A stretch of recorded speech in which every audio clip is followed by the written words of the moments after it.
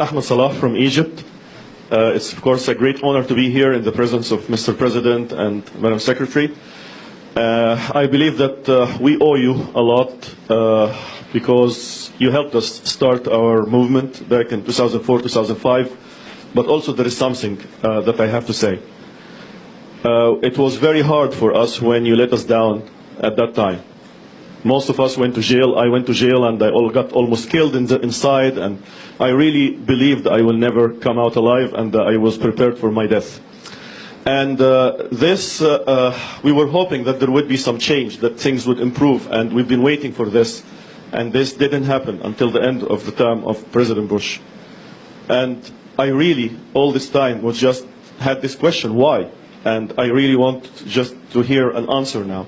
If you could just tell us, why did you let us down after already things were starting to move, after we had so great hopes, and we were on the path that could have liberated Egypt and probably many other countries in the Arab world, even back, in the year 2005, 2006.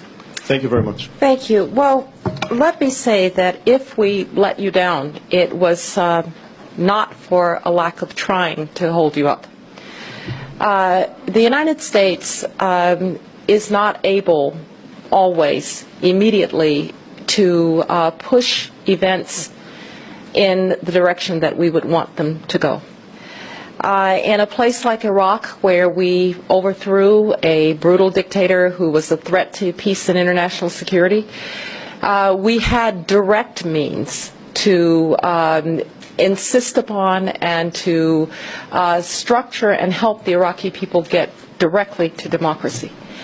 In places where there are still regimes in power, as in Egypt, where we dealt with the Mubارk regime on matters like trying to create a democratic Palestinian state, or trying to keep Hamas at bay, or trying to deal with the Iranian nuclear program, we didn't have those direct means. And so we tried, first and foremost, to speak for our values, and continue to speak for our values throughout that entire period. We tried to give the Egyptian people the tools that they needed to speak for their own freedom. I was talking earlier to my good friend Lauren Craner, who's a warrior in this area, and one of the things that we did, for instance, was to give 50% of all American assistance for democracy promotion to groups that were not registered by the Egyptian government.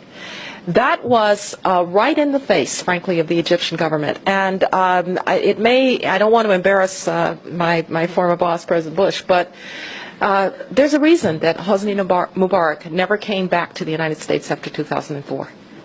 Imagine that. The American president cannot get the Egyptian president to come to the United States. There's a reason. And it didn't have to do with the Israeli-Palestinian conflict.